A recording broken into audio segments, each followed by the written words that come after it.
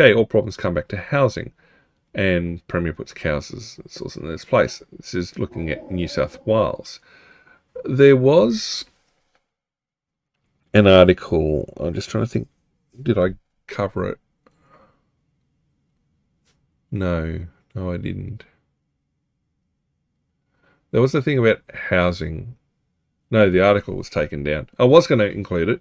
There's an article saying that houses are being built faster, but still not enough. And it was tied into some Bureau of Statistics figure. But the news agency that published it took the article down when I was double checking sources this morning. So, yeah, the state's housing crisis is so pervasive it's infected all parts of public policy. Well, yeah, I guess. That he wants to limit councils standing in the way of development. Local government is an act of the state parliament. Ooh. Now you talk about authoritarian statements. Now Australia has, well, in essence, 3 tiers of government: Commonwealth/Federal, which has responsibility for things like Department of Defence. Then you have your state government, which runs things at state levels, generally education, hospitals, first responder services, or, well, they can fund them. New South Wales Amadeux service, fires, all that sort of stuff. And then you have your local government, which is your council level, and that takes care of bins, connections to utilities for new development, generally managing local land usage, that sort of stuff. That's the one with the local council sort of thing. They do development approvals and whatnot. They'll follow guidance from the state level, and they'll also then follow guidance from the federal level. But by and large, if there's something that's going to impact you on a day-to-day basis, the local council is the first level you go to. So, housing. The spin on this, which I think is interesting, it's kind of how I've been pushing a bunch of things, in that you have these broader issues in society: lack of skilled workers, the inability to find accommodation or stuff, or like lack of infrastructure, all that sort of stuff. He's saying here, the Premier's saying here, that it's really housing problems. You don't have enough housing. Well, in fact, he just says skilled labour problem, cost of living, family budget problem. Well, housing in a degree. I mean, if you're spending more than a third of your income on housing and accommodation, then yes, we have a housing problem. But if the cost of living and family budget is still a problem and you're spending a third or less on accommodation, then it may not be necessarily much of a contributing factor. Now, it's obviously limiting on where people can live. Now, yes, straight up costs. 1.53 million for a median house in Sydney, 1 million in Melbourne, and there's a reason for it. But it's 8 to 10 times the median wage now. So the idea that the old rule of thumb of spending 3.5 times your income that should be what you're looking to afford. Well, if the median house price is 1.5 mil, you need a median income of 300,000 plus. Now, if you're earning $300,000 a year, even as a couple, you're in the top fraction of a couple of percent. In fact, I think you're even in the top less than 1% of Australian earners are earning in excess of $300,000 a year. So the affordability of property has decreased as that multiple leveled up. The rate of new houses coming in. Now, I don't know whether 6 per 1,000 every year is appropriate or fast enough. I mean, it certainly seems like with the pressures and the complaints that people are having, that no, that's nowhere near enough. Now, does that also mean apartments are included? Now, he's levelling the problems at councils, and that it's the planning system. Now, this is the same Premier that had that wonderful diagram, that piece of paper is waving around. Peace in our time. No, wait. Change the planning in our time. Was saying that he was going to cut regulation and expedite the planning processes to make it a lot more sensible. Well, somewhat sensible. And so, yep, passed last week from the government, so passed Parliament, and so that we'll see the ability to fast-track things. Now, is this just going to move the problem somewhere else? General rule of thumb is, if you see a group or a body established to nominally expedite things, it's going to result in, well, people exploiting the system at some point. So a 3-person housing delivery authority that has the power to set significant developments on a fast track, bypassing local councils, that's going to attract pressure, financial, legal.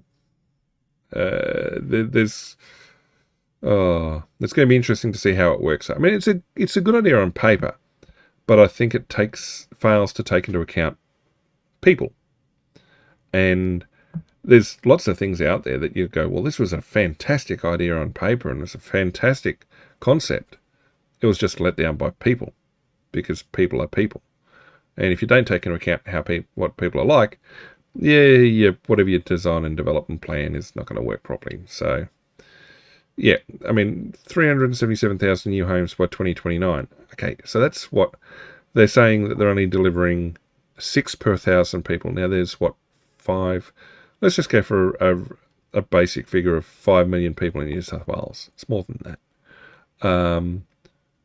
So that's 6. So 1,000 people to 1 million is 1,000.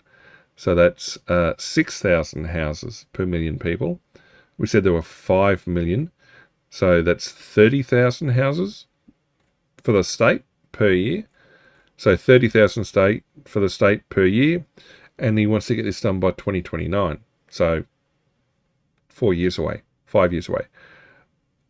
Only a half, though, at the current rate, at 6 per 1,000, less than half are going to be delivered. Now, the population is more than 5 million, so the figure will actually be a little bit more, but I think they're going to struggle to hit that target.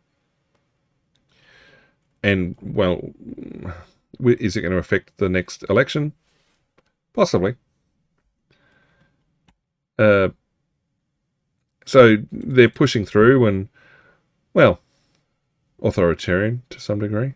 So it's been convenient to use councils in the past, but in Wallara they announced that they're going to go ahead with it, even though it will be unanimously opposed by council, but they're going to put in a train station and 10,000 houses. The government knows best. And the idea that the government is just an act of the state parliament. And see, this is the weird thing I'm seeing, is that the media, even these media sources that we're looking at, all have a inherent bias. And by and large, Australian media, outside of a very narrow selection of sources, has a left-leaning bias. And the government in New South Wales, I'm almost certain, is Labor-led now.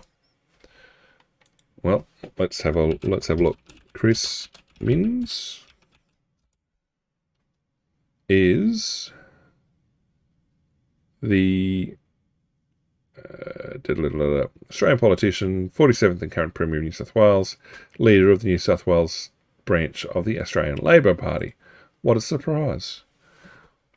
Now, the cynic in me saw that statement and went, I can't see the Liberals or the Coalition saying something like that. I mean, they're believed to be far more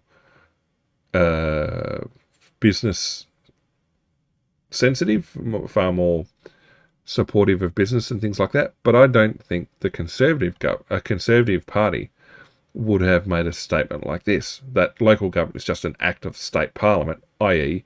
we tell you what to do and you do as you're told. Or we're going to force things on you even though it's universally or unanimously opposed, because we're the government and we know what's right, or we know what's good for you. Even better, we have eminent domain over their decisions. In all the articles crying and screaming about creeping authoritarianism, they've targeted conservatives. Oh, we've been rolling over the top of them for the last 2 years, and now we're about to formalise it. Now, I mean, okay, the idea of at some point you got to bite the bullet and force some things down people's throats in order to get these housing developments underway, or to increase density and things like that. At some point, that's got to happen, but you don't push it like that. That just sends a shiver down my spine, to be honest. Now, the fact it is Liberal controlled, no, it's not politics at all. Well, they're going to take legal action. I don't know, though. I mean, ICAC is fairly active in New South Wales, but I don't know that you're going to be able to stop it. The idea that they want to, suggestion to convert Long Bay Jail into new housing has been rejected. What, do they want to reopen it? I don't know. So yeah, just lack of housing, not enough housing. There should be no area of Sydney immune from more density. Yep, no, fair enough. You want to tell a working class suburb they have to wear the hurt and have more density? Guess what? The rich suburbs do too. If everyone's doing a bit, there's more equity. Okay, that's a very socialist view on things. Yeah. The articles, is this the one I was looking at? There was maybe this one? No, I mean, the comments generally are left-leaning as well. No, it's the next set of articles that we're going to look at. Yeah, more housing supply. Yep, okay. Too planning controls are too conservative and restrictive. Demand versus supply. So 8,000 plus additional people arriving every week. Obviously not enough houses being built, but no, it's racist to say that you've got issues when things like that happen. Housing policy is failing despite giving developers free rein. Threatens councils who are waiting for DA submissions, and it's just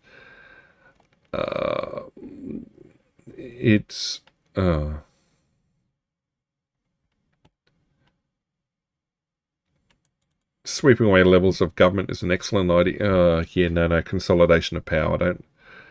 It feels like our state government has declared war on us. Not so much for the housing society, the housing issues. It's just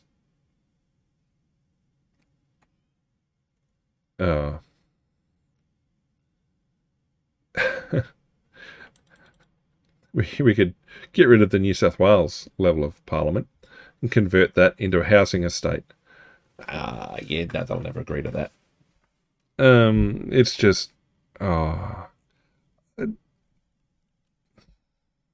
it'll be interesting to see how it plays out. I don't know that it's necessarily gonna go that way.